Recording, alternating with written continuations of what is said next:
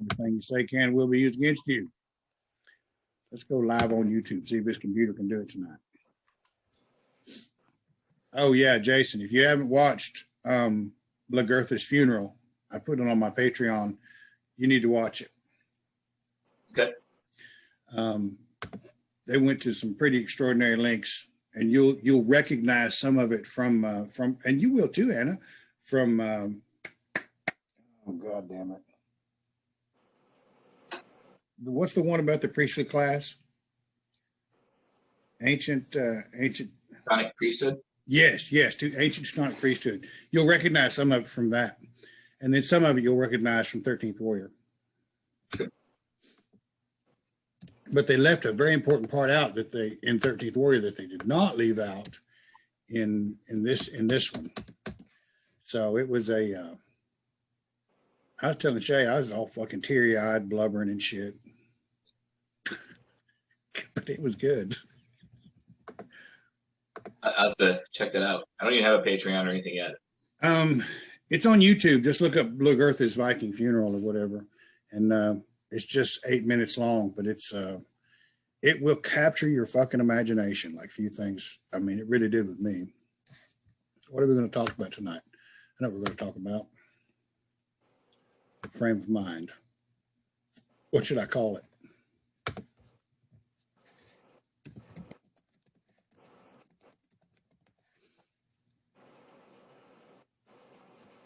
After we get done recording, I want to talk to you two.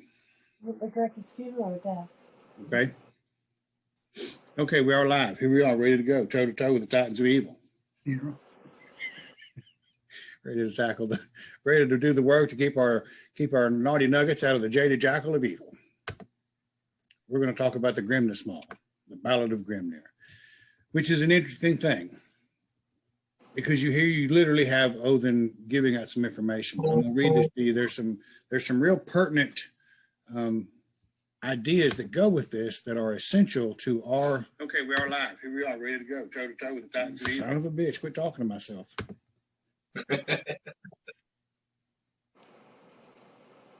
Nietzsche and Jung had the idea that out of a primordial subconscious, science would emerge.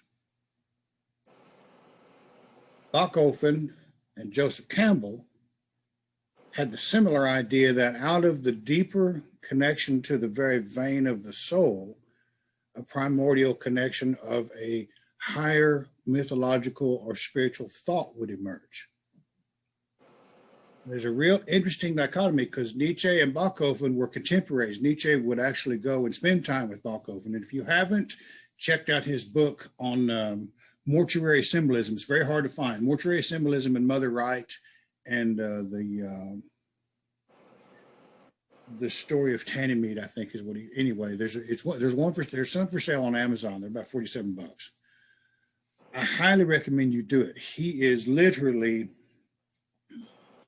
like a godfather of anthropology. But in those symbols that appear, and we are all aware of these symbols that appear, hell, even like that one there, there's symbols similar to that all around the mythologies around the world. And they appear irrespective of time or geographic location. Something is making a connection. Something is allowing a deeper spiritual thought to emerge. Perhaps math would be a nice connection of the two, of high mythological thought and spirituality and science.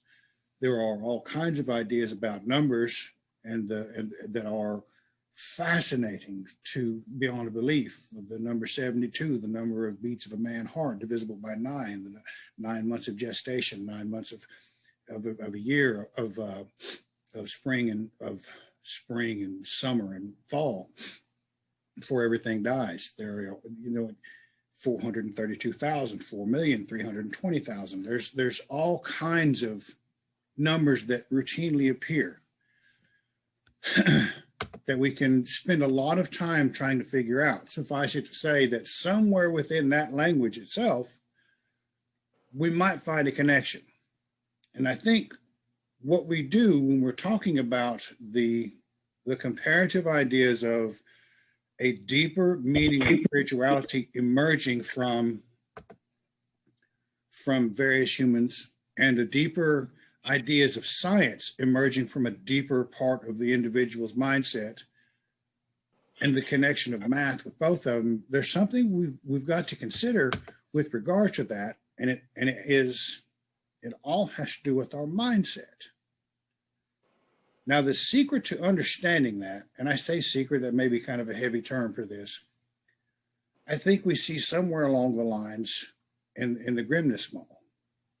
Because here you have two brothers that take very different paths, much like the separation of church and state. You have the same kind of mindset that begins to appear in the Grimnismol. What happens with these individuals when their mindset allows these deeper connections to help them understand higher truths to their existence, be it science or math or spirituality? How do we determine that? And I think when we look at the terms of folkish or universalist, instead of putting the cart before the horse, we need to have a clear understanding of how all of those emerged through everything, and then come back to the one that is most palatable to the culture in which we emerge from and say, this resonates with me in the most comforting ways that allows me to express the beauty of who I am in any number of ways, be it as a masculine, as a man, or as a woman. The differentiation in mindset is carried out something in this question and answer, this understanding of the patterns of life. And it is distinctly masculine and feminine, as it is an argument between Odin and Frigg. So I'll read it here and offer the commentary as usual. King Hrothgar had two sons. One was called Agnar and the other Geroth. I can't pronounce that, so you're just going to have to deal with a redneck pronunciation. Agnar was 10 winters old and Geroth 8. Once they both rowed in a boat with their fishing gear to catch little fish, and the wind drove them out into the sea. Now, that getting lost at sea is one of those common mythological ideas, because what does that represent? For one, it represents bounty, as we've discussed with Aegir's feast. The gods themselves would feast in the very bounties of the sea. But it also represents the unknown, the far distant shore we're not familiar with. It also represents being lost spiritually, as well as physically. It is a terrifying thing to die at sea, to float out there forever. So this is a truly terrifying idea for two little boys. But for boys to become men, it is always a traumatic, painful, cathartic event where the boys are separated from the mother and go through rites of passage that are painful, to say the least, to become men. And it takes many different forms in today's society, and none of them are as clear as they should be. None of them are as hard and fast, because after the boy leaves his mother and goes through this passage, this rite of manhood, he does not go back home and say, hey, Mama, I did it. He's with the men now in a much different environment, in a whole new world. Hence the reason for the seriousness of the transition from boy to man. Women, like I've said many times, they don't have a choice. There comes a certain age when she is a woman, whether she likes it or not, and she must be walked through that lovingly with the females around her. Sadly, this may not be happening quite as well as it should be either. We see it with the Kardashians, where the value of who they are resides squarely between their legs. And it's a shame. Back to being drove out to sea. In the darkness of the night, so it gets wet, let's rub some salt into the fucking moon. Not only are you lost at sea, now it's fucking dark, there's monsters out. They were wrecked on the shore, and going up, they found a poor peasant. So now they've gone from great wealth and comfort to being lost at sea at night. So now they're going to be with a poor peasant, in whom they stayed the winter. The housewife took care of Agnar, and the peasant cared for Geroth. There's your differentiation between boy and man. And it says in the next line, and taught him wisdom. Okay.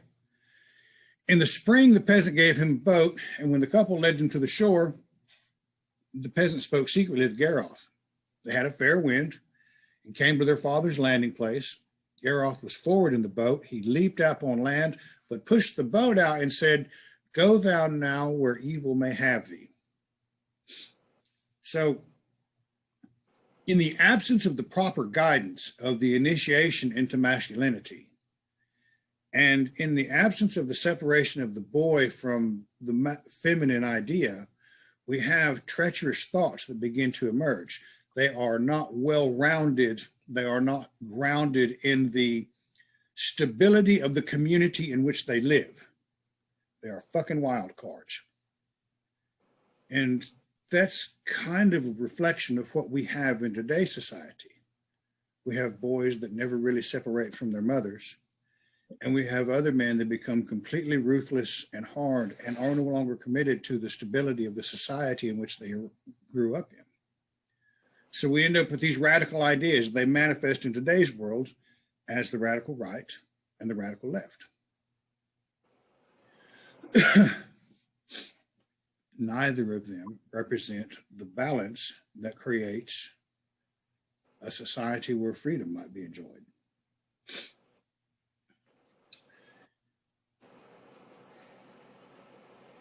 So the boat drifted out to sea. Geroth, however, went up to the house and was well received, but his father was dead. Then Geroth was made king and became a renowned man. Odin and Frigg sat in Lithskjalf and looked over all the worlds. Odin said, "Seest thou Agnar, thy fosterling, how he begets children with a giantess in the cave?"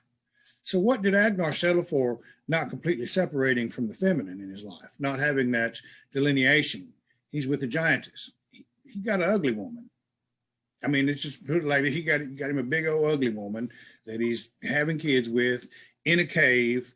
No idea of being the masculine man, of the idea of the alpha, and all the other horse shit that kind of goes with this idea of the masculine man and the trophy wife. He settled. Now, an argument could be made that perhaps he found someone that he loved, which would be a good thing, and it would be a stable thing. But Odin looks at it and he says, "No, this ain't quite right. This is not the idea. This is not the actions of a man. He's out here fooling around with a giantess, having kids in a cave. What's wrong with building a house, dude? Build a fucking hut, cut some peat up and burn some peat log. I mean, do something right." No, he's going to settle for me. So he became poor white trash. This is called like it is. Geroth, my fosterling, is a king. He went all the way to the top and now rules over his land. Frigg said, "He is so miserly that he tortures his guests if he thinks that too many of them come to him. So he's a little greedy. He has not learned how to be generous and hospitable as he would have done in the presence of a group of men committed to the stability of the society that all of the men are committed to.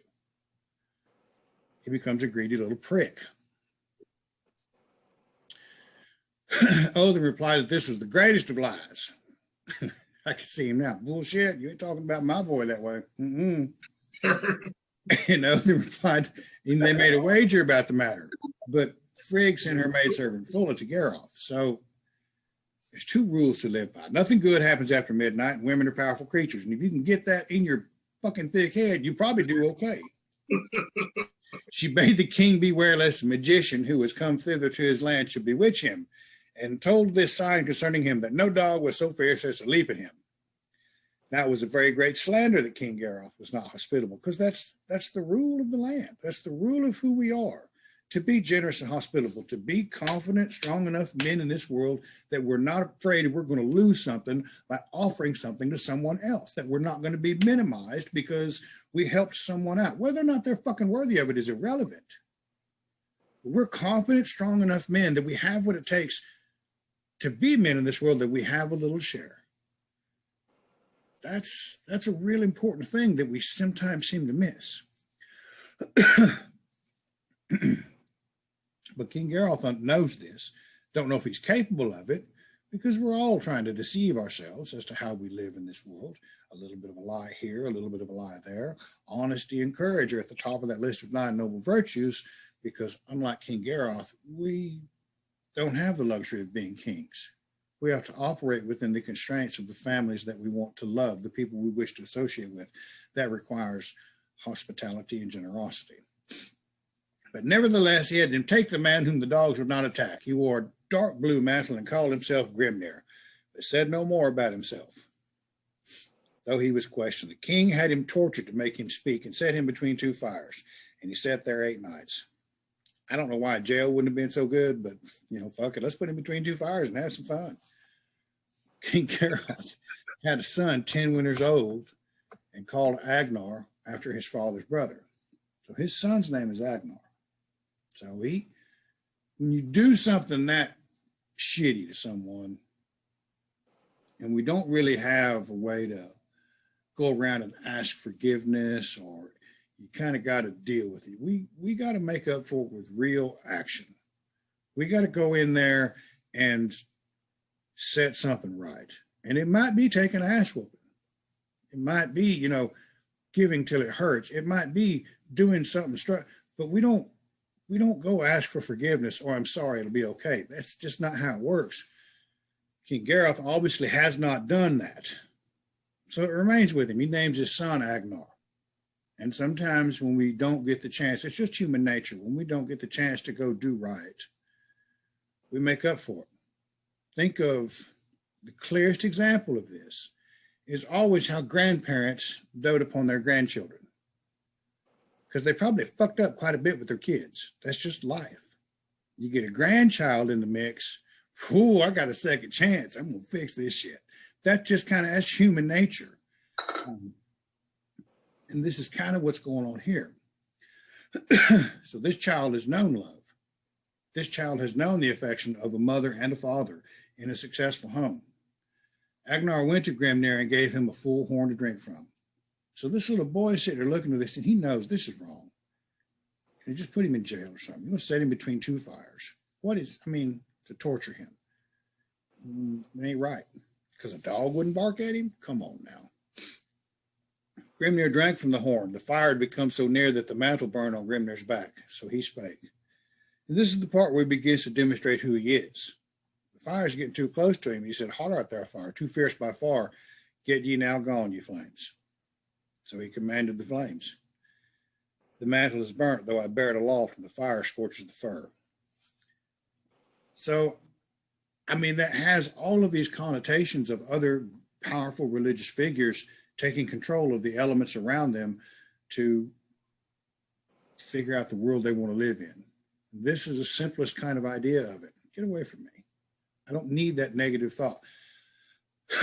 Lote, or fire, sometimes referred to as Loki, when the wood would pop and the green wood would pop in the fireplace, the women would always say that's Loki whipping his kids. So this is also Odin saying to the negative thought, the egotistical ideas that he represents, get away from me. You can take it that way if you want. You can do a lot of good in your own life if you wish to perceive it that way. Now, you don't have to, but I find more strength, I find more clear-headedness in approaching the idea from that perspective than many of the others I've come across. Twixt the fires now 8 nights have I sat. No man brought meat to me. All of y'all are a bunch of fuckers. That's not a good sign. Save Agnar alone, and alone shall rule Garroth's son over the Goths. Now, in this particular translation, Goths, that pretty much means the generalized tribes of Southern Europe. In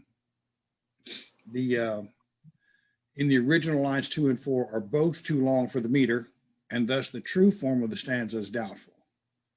For line 4, both manuscripts have land of the Goths instead of simply the Goths.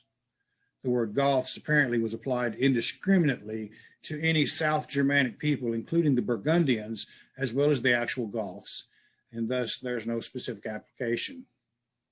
And so he's talking about just the people, okay? Hail to thee, Agnar, for hailed thou art by the voice of Veritir. For a single drink shalt thou never receive a greater gift as a reward. Now, what is that gift? Now, we're tempted to sit here and think that the gift would be the rulership over these peoples of southern Germany, these Germanic tribes. And yet he already has that. When his father passes, he will be king. So he already has that in his repertoire, if you will. So what is the gift he is giving him?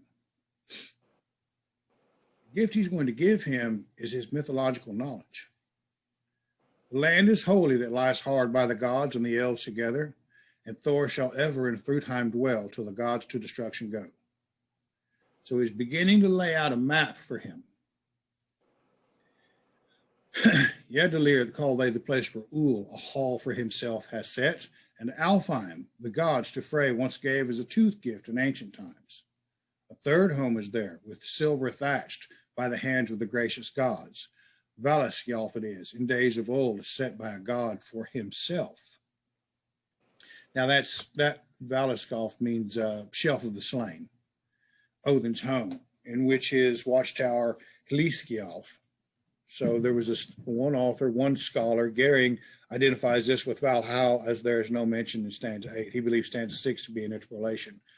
So it's either another place besides Valhall and Vingolf, Valaskjalf, the shelf of the slain, or it is another name for one of the two locations. Set by a god for himself. Odin put that there for Ragnarok, to bring forth the Einherjar. So we have a map now. We have Thrudheim where Thor dwells. We have Uller in Ydilir, and we have Alfheim where Frey rules. And the third is the Hall of the Slain, where Odin rules over the Einherjar. So from the warder of men to the hunter, Algiz, and the yew-bow, and Alfheim, the god of light, a solar deity, Frey, a god of abundance, to a powerful idea of an afterlife on the shelf of the slain for the hall of the slain warrior. He's laid out a fairly, in those short stanzas, comprehensive perception of the world in which Agnar lives. This is the condensed mythological knowledge that Odin is sharing with him. This is a true gift. So if you're going to sit there and wonder if the thoughts that you have ripple throughout society as science or math or spirituality, you've got to know where you're starting from, don't you?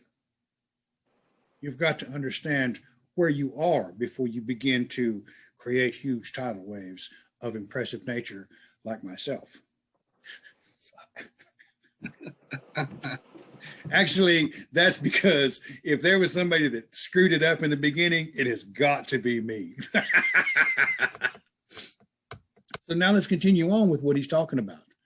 Sakva is the fourth, where cool waves flow, and amid their murmur it stands. There daily do Odin and Saga drink in gladness from cups of gold.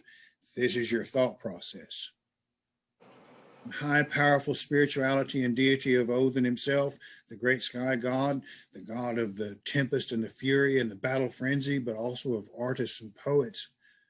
To Saga herself, what these are named after, the stories of our ancestors. And when they come together and we drink in gladness from golden cups, it is reminiscent of after Ragnarok, where Balder returns with Hoth, and they reside in Hrok's battle hall, and all ills do grow better, and they remember days gone by. All of the gods that survived, it's the same thing. They're happy, aren't they? And it's kind of a reminder to us that in our thought process, should we not be powerfully positive and happy because here we are? Is that not enough? Have we not found things and people to love? Have we not begun to understand where we come from and our position in the world? Should that not be enough reason to daily remember Odin and Saga drinking gladness from cups of gold? Yes, something very powerful there. The fifth is Glassheim, and gold bright there stands Valhall, stretching wide, and there does Odin each day choose the men who have fallen in fight. So your efforts to struggle are not going to be in vain. Even if you die in the greatest of efforts, that's not the end. There's something more beyond that. Easy it is to know for him who to Othin comes and behold the hall. Its rafters are spears, with shields it is roofed, and on its benches are breastplates strewn. something comfortable and familiar to the warrior. Easy it is to know for him who to Othin comes and beholds the hall, there hangs a wolf by the western door. And not just anybody's going to get in here. And over it an eagle hovers. So these are powerful representations of the wolf and the eagle of really around the world represent powerful totems or philia or spirit animistic shamanic kind of entities, and they stand at the western door. And what is the western door? That's where the sun sets. You don't just get to walk in there at the end of your life. There's a way to get in. That's how you know who Odin comes for. The sixth is Thrymheim, where Thiazi dwelt, the giant of marvelous might. It's interesting that she calls her there. Let me go back up a minute. So the two about Odin and Saga, there's some footnotes here. Sakvabek, the sinking stream of this spot and of Saga, who is said to live there, little is known. So Snorri calls her a distinct goddess, and the name suggests some relation to history or to storytelling. Now, Gladsheim means the place of joy. Odin's home, the greatest and most beautiful hall in the world, Valhall, Hall of the Slain. Valhall is not the only hall whither the slain heroes are brought by the Valkyries, but it's also a favorite home of Odin, the place of joy. It's interesting that such a thing would, for the afterlife, would be called that. Probably the closest real thing that we have to be saying the joy of heaven or the pearly gates or what the fuck ever. We have Gladsheim, the place of joy. And indeed, Freya has also hers. Holy shit, I completely forgot what it is. What is it, Jason? Wolfgangner? Is that it? She has that. Right.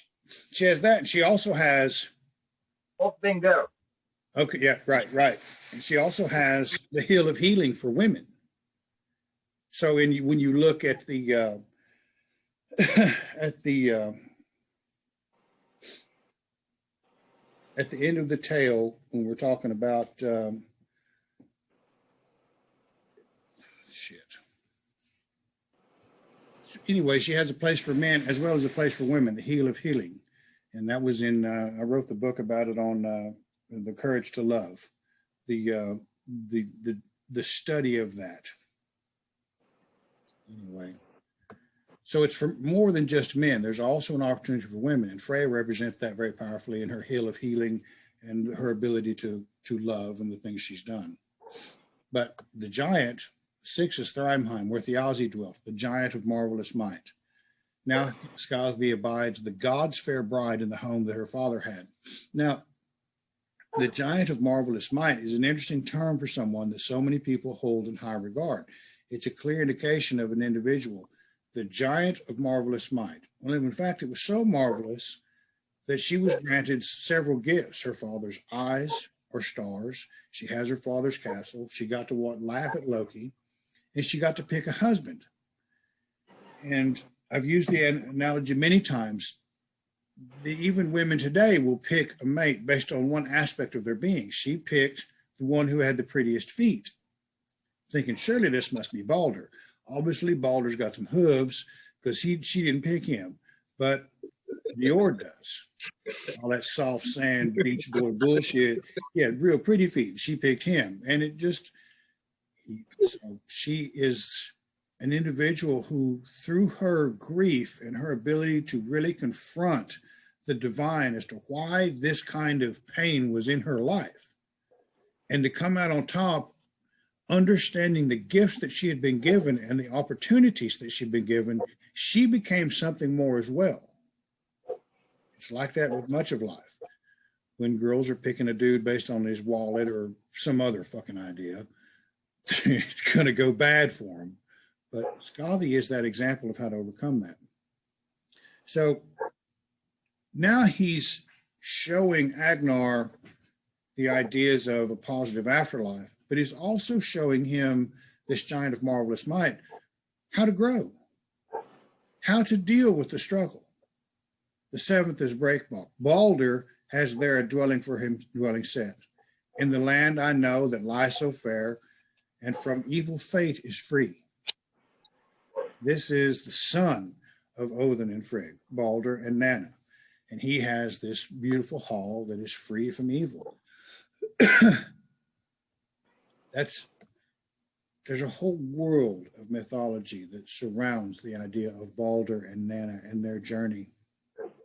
There's a spark that I think kind of represents some of what I'm talking about when you make that deeper connection to the soul and the emergence of high mythological thought. Balder kind of does that for many people in Asatru. Balder and Nanna, the power of love. Her heart burst as he lay on his funeral pyre, and they began a journey together in a new world. What a powerfully romantic ideal that lends itself to the most positive aspects of love in an individual or a couple's life. Who could not wish for something like that? How do we get that? Well, we got to kind of study a little bit deeper. We have to look at what Skadi did, because she's mentioned before him. She confronted the gods themselves about the pain in her life. She began to look at, if you want to get technical about it, she took a look inside. I can't deal with this pain. I'm going to confront the divine about it. How do I handle this? And she was taken care of. It's the same thing with us. We don't have to go around being grateful all the fucking time. We may not understand what's going on. Give it a minute. Confront the divine. See what comes of it. Allow yourself to express your own divinity, for only the divine can truly recognize and worship the divine. And there's a little bit of that in each of us. And Himmelbjorg is the eighth, and Heimdall there over men holds sway, it is said. So we started with Thor, who is the warder of men, and we're coming down here to Heimdall, who is the warder of heaven. He is the guardsman that grants entrance and exit out of Asgard. He watches over the Rainbow Bridge. Over men holds sway. He contends with Loki in Ragnarok, and they slay each other. So this individual who watches over the Rainbow Bridge and represents the guardian of the higher mythological ideas that Asgard is supposed to represent within our own life, contends with and slays the ego that so much prevents us from being able to access that divine realm. In his well-built house does the warder of heaven the good mead gladly drink. He's got it good, can't deny that. The ninth is Folkvang, where Freya decrees who shall have seats in the hall. Half the dead each day does she choose, and half does Odin have. So people want to say, is she an aspect of Frigga? But I would contend and furthermore submit to you that perhaps she is more like an aspect of hell. Is she the bright, shining aspect of that? What more loving act can we have than when Nanna's heart bursts with grief and she joins her husband on a funeral pyre? What a truly powerful thing to witness. What a truly powerful thing to feel. Can we so carelessly say, well, I don't really understand everything about her, so what I'm going to do is I'm going to call her an aspect of Frigga. We have to be more clear and more honest with ourselves and clear with our own thoughts about these things. To simply give up and make it easy, well, that's just, and kind of boil it all down to one, that's a dangerous and slippery slope that leads us to one universal God. And that's not what we're going for here. Whether we're right or wrong or indifferent is irrelevant.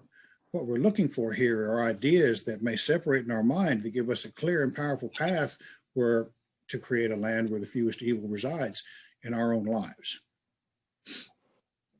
If our minds evolved over millennia with that clearly delineated idea of each God represents something in our life, and we want to disregard that and boil it down to one thing, we're creating confusion because we're melding all of that together to create a chaotic idea in the hopes that somebody will take care of us. And that's not going to work. We see the mess that is created around the world. 10th is Glitnir. Its pillars are gold, and its roof with silver is set. There most of the days does Forseti dwell, and sets all strife at end. And that's my personal thing. That's my own little ego boosting idea because I do have one. It's magnificent. Are you over there listening? So everybody talks about, I'm gonna go to jail and I'm gonna make an offering to Tyr. Look, you dumb shit. Tyr sacrificed his wool for the good of the people around him. He is not a God of justice. It says real clear. He is not known as a reconciler of men. You want to go in front of the judge, you need to be talking to Forseti. He sets all strife at end. He puts to sleep all suits. He is the God of justice. He's going to do what's right. Tyr's going to make you suffer. Look, if I had to give up a hand for these bunch of bastards, you're going to have to deal with it too. I mean, if that's what you want, go for it. I ain't going to hold you back. I'm just telling you, you're going to have to, you better get your mind right with what you're dealing with. Forseti is this God of justice. So we have the idea of Freya coming in. We have the warder of heaven. We have the idea of love and abundance coming in. The half of the dead go to this other beautiful place. Then we have this idea that there's justice in the world. And it begins. So all of these things are representing landmarks whereby a man might stake out the boundaries to keep the chaos of his own thoughts at bay, so he might maneuver in a world where he might be able to create a mindset he can use to succeed. The 11th is Noatan. There has Niorth for himself a dwelling set. The sinless ruler of men there sits in his temple timbered high.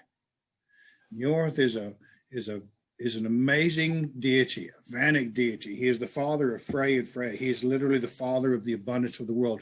One more thing about Forseti. What we need to look at there is that is the grandson of Odin and Frigg. And he represents justice in a world. Now, what does justice in a world do?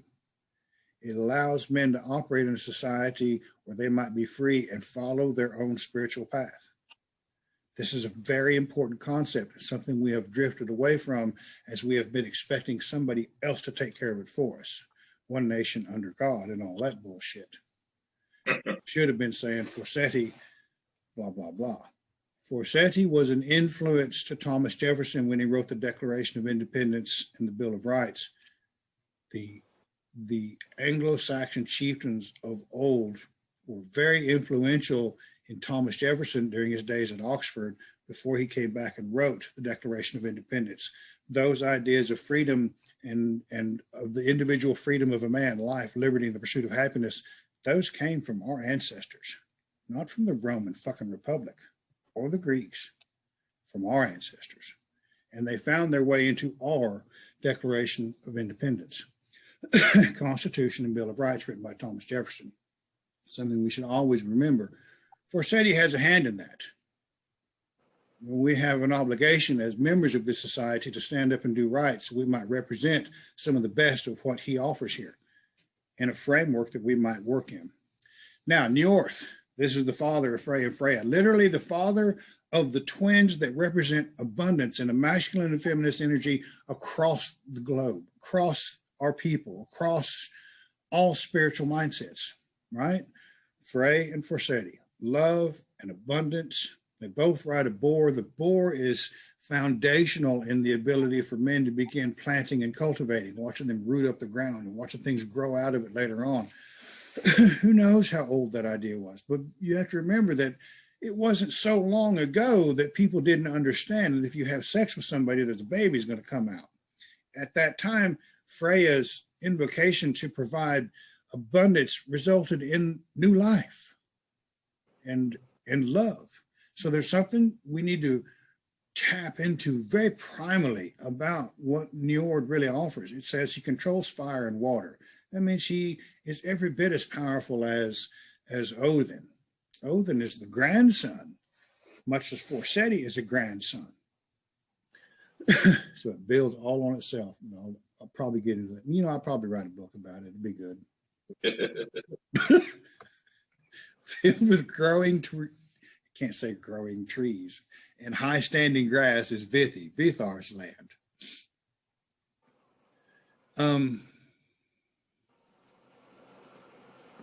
This land isn't mentioned elsewhere. This is Vidar. This is the one that avenged Odin's father. And this is the only place that it's mentioned. But it says it's filled with growing trees and high standing grass is Vithar's land. But there did the son from his steed leap down, when his father he fain would avenge. This is the love of our fathers. This is the effort. We might be living in a good place. We might have growing trees and high standing grass on our property. We might, it's like shitting in tall cotton. That's when you got a cotton crop that's so good you ain't got to bend over to wipe your ass, just walk through the field. Vidar represents that success in life. When his father falls, all bets are off. The savage comes out, I will avenge my father. And I hope that our country isn't kind of going towards that, but it seems like it's damn near wanting to. And Andromir cooks Savrimnir's seething flesh, the best of food, but few men know on what fare the warriors feast. Now, this is the pig, this is the bacon they serve in Valhalla, and that's the name of the cook. Freki and Gary does here father feed, the far famed fighter of old, but on wine alone does the weapon-decked god Odin live forever. Now, hopefully there's not a bunch of alcoholics that read that and try it, because it ain't gonna work. Over Mythgard, Hugin and Munin, memory and thought, both each day set forth to fly. For Hugin, I fear lest he come home not, but for Munin, my care is more. So for thought, it would be hard for him not to come home, but to lose my memory, my care is more. He doesn't want to forget any of this stuff. That line right there, you have the framework of the locations and what each of these gods represents to create a path for yourself in this world. But if you lose your memory of those, as it seems like we have the collective unconscious of the human mind, our care should be more, because we have forgotten. We have forgotten so much of what it means to be like these people. Fortunately, we live in a land that allows us to explore what that might truly mean. What greatness might emerge from it, who knows? But if we follow it true, I imagine it'll be something magnificent. Probably not anything we can even begin to imagine. Loud roars thund, and Thothfitnir's fish joyously fares in the flood. Hard does it seem to the host of the slain to wade the torrent wild. There Valgrind stands the sacred gate, and behind are the holy doors. Old is the gate, but few there are who can tell how tightly it is locked. Thund means the swollen or the roaring, the river surrounding Valhalla. Like I said, you ain't just gonna get in there. Thothfitnir's fish, presumably the sun, which was caught by the wolf's gill. Thothfir meaning the mighty wolf. Okay, so they're talking a little bit about the end of the world here. Valgrind is the death gate, the outer gate of Valhalla. And so he's telling him about Valhalla. He's telling him about what comes next. And we're going to approach it from the idea of the end of all things. Then I want to mention a couple of things about our own lives. 500 doors and 40 there are, I ween, on Valhalla's walls. 800 fighters through one door fair. When to war with the wolf they go. 500 rooms and 40 there are, I ween, in Bilskirnir built. Of all the homes whose roofs I beheld, my sons the greatest me seem. So there's something, these halls, when you have 540 doors and 800 fighters coming out of each, I think that's 432,000. And I'm almost certain that somewhere along the way in India, the time frame for a cycle of an age is 4,320,000. Am I right there, Anna? Am I right? We were going to do the math real quick. Oh, okay. Anyway, there's where the math begins to emerge. Could be wrong, but I don't think so. Hythrun is the goat who stands by Herefather's hall, and the branches of Lareth she bites. And this is the goat that eats in the tree. The pitcher she fills with fair, clear mead never fails the forming drink. This is, for some reason, it's a goat. And from her udder, the mead that fills Valhalla is the foundation of most rivers. She gnaws on Yggdrasil. Eicthrnir is the hart who stands by Herefather's hall, and the branches of Lareth he bites. Lareth is Yggdrasil. And from his horns a stream into Vergelmir drops. Thence all the rivers run. So it's the dew from a hart's horn. I can't read it, is it? 432,000. Okay, that's what I thought. So that 432,000 shows up again and again. Matter of fact, if you look at the Sumerian text and their tale of the flood, and then add up the ages of all the people in Genesis, they come out to the same kind of number, I believe. It's repeated again and again. an emergence of high spiritual thought across, irrespective of time. The Sumerian text of the Great Flood is exactly the same as Genesis, with the only difference are the names. Anyway, so he's gone through and represented the ideas. Now he's going through and talking about the challenges that face this tree of life. So why would we want to know that? Why would we want to understand what challenges this world tree, the axis mundi of who we are, our ability to move up and down spiritually, our thought process? Why would that be fucking important? Because we have to understand that even though we have a clear representation and delineation of the thought processes that might motivate us to be honest and courageous and forthright in our actions, we still need to understand there's going to be challenges. There are going to be things that are a part of the world we live in that we may not necessarily be able to surmount of our own accord. We simply have to keep moving forward. Don't lose hope. And these are the kind of things that we need to be aware of. Shit happens. You can't just fall apart. That tree's being eaten by goats, being eaten by four hearts. There's a fucking mean ass squirrel running up and down it. There's a dragon gnawing at the roots. There's an eagle in the top with a hawk on his nose because the hawk is in the angles. Got all kinds of things going on with it, and yet it still supports us all. If our thought process is rooted powerfully enough because we have a memory, well, what could we withstand in life? What might we be able to endure? Doesn't mean we won't shake. It doesn't mean we won't flounder. It doesn't mean we won't have doubt. It does mean we have what it takes to make it. And that's the thing we got to be paying attention to. So this lines 27 and, well, these are the names of the rivers. And they're not really mentioned anywhere else, and I'm not going to read them right here. But there's a bunch of them that flow from this hart's horn. And they all mean something. They all stand for something, but this is the only place they're mentioned. And it's a real possibility that they're an interpolation from another poem that doesn't have anything to do with this. But as I said, there's going to be rivers to cross. There's going to be challenges. Sometimes the water might be neck deep. Sometimes it might just be over the ankles. But at that sinking stream, where Saga and Odin meet each day, they share cups in gladness and memory of the people that their ancestors and the people they love. All of those rivers represent a challenge in life. All of those rivers are things we have to cross. It could be drug addiction, divorce, it could be the loss of a child, it could be the loss of a parent, it could be any number of things that are a part of living life. At some point, you'll have to bear up under the load. Your children might disappoint you. Your parents might disappoint you. You might disappoint yourself. Cross it anyway. And just like Thor grabbing the rowan tree, there's a way to get across. And that's kind of what we're talking about here. But the ones that men don't cross, and hence they fall to hell. Now, is that a bad thing that they fall to hell? No. See, it's only at the bottom of life where you get that moment of clarity that allows you to form a cognitive thought process to try again. Now, in the depths of addiction, that thought might get hijacked with, well, I'm going to get high one more time. If you're drunk, it might show up as, well, I'm going to have one more drink. And there's all kinds of bullshit that emerges from that. They are going to fall to hell. Hell is the goddess that rules over Helheim, and more importantly, Niflheim, deep down misty hell. All of the ancestors that have passed on before are there.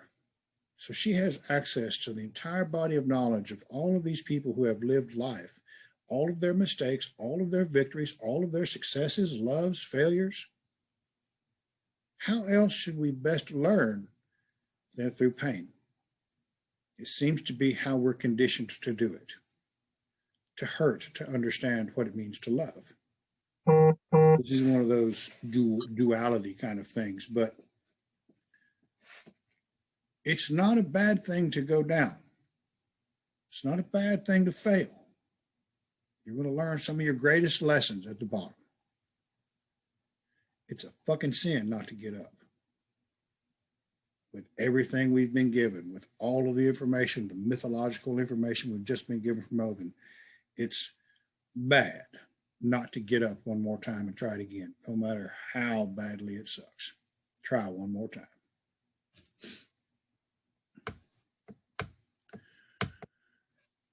Here's a couple more rivers. Cormt and Ormt and the Kurlogs twain shall Thor each day wade through.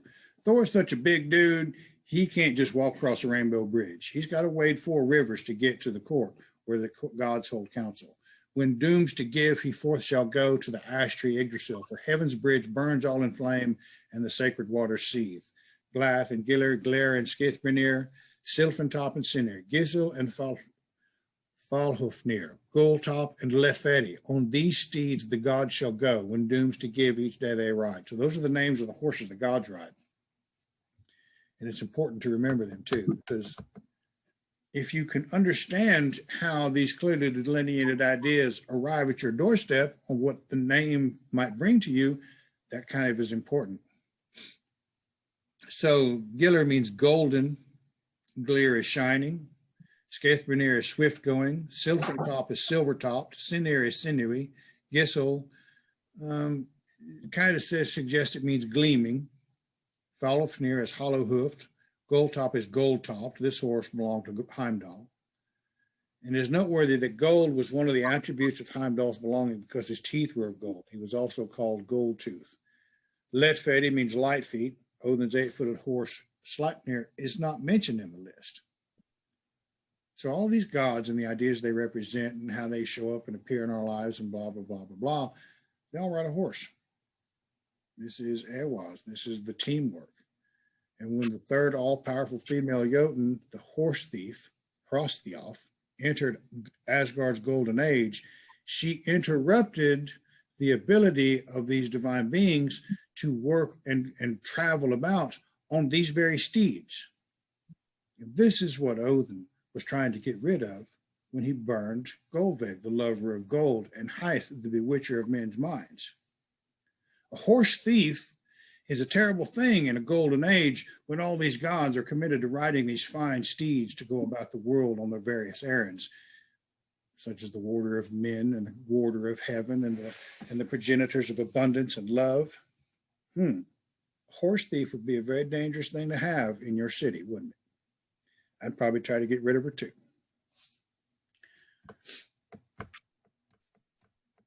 Then we talk about the roots. 3 roots there are that 3 ways run neath the ash tree Yggdrasil. Neath the first lives hell, right? Neath the second, the frost giants, and neath the last are the lands of men. So there are 3 states of being there. One is the afterlife. One is the uninspired, ego-driven type of life you see of a Wall Street hustler or a selfish individual. And the next one is the land of men. These are the individuals that may have come out of that ego-driven mindset to become something more. But each one of them are important. They are stages of existence of the energies of who we are, and they all support the axis mundi of what we might become. And that's a fucking powerful thought, and it's a hell of a thing to think of that our ancestors had some kind of understanding of that. Ratatosk is the squirrel who there shall run on the ash tree Yggdrasil. There's that bastard. And above the words of the eagle he bears and tells them to nithog beneath. So he's running back and forth, stirring up shit between the high-minded eagle and the basest kind of savage of Nithog who gnaws upon the men's souls. And there are 3 types of crimes that men do. One is the deceiver of men's wives, treacherous men, and murderers. So that kind of covers it right there. They're going to be gnawed upon by dragons. We don't forgive that shit. 4 hearts there are that the highest twigs nibble with necks bent back. Dane and Dvalin, Dunir and Dirathor. More serpents there are beneath the ash than an unwise ape would think. Now that right there, that word ape, everybody gets all butthurt about that because it seems to say they understood Darwin's theory of evolution when they wrote this. Well, it was transcribed probably 4 or 5 times. Ape was a term that was popular at that time. Going and Moen, Grafitnir's son, Graubek and Graf Voluth Ofnir and Svafnir shall ever methinks gnaw at the twigs of the tree. Those are the names of some of those serpents. Those are dragons. And like a heroin addict or an opium addict understands the term chasing the dragon, it's the same principle here. So once again, we have a high mythological thought chasing the dragon of the opium dens and the dragons that gnaw upon a man's soul. Somehow they've emerged to represent something that literally chews on a man's very heart. Drug addiction does that like few things ever will. Yggdrasil's ash, great evil suffers, far more than men do know. And yet, the most amazing thing about a tree is that no matter what is going on in the world around it, whether it's got a bear scratching its ass on it, whether it's got some dickhead carving a heart on it because he loves some girl, whether somebody's trimming it up for a power line so California doesn't catch on fire again. It doesn't really matter what's going on around that tree. It knows one thing. It knows to grow. It knows to continue putting all of its effort into growing. And if we grab a hold of even the simplest ideas of what these gods represent in our lives, or what they represent of any kind of meaning, what is our obligation? No matter the hardships of life, but to focus on those things and become something more. So this is the great gift that Odin has given Agnar. Well, imagine how we might succeed if we could also cultivate a mindset that allow us to understand that. Yeah, shit's going to happen. I got all these deities. I bet I can do it. Find some people to say, why not? And stick with them and go do it. I think I'm going to stop right there on the Grimnismol. I think I made my point. Any questions?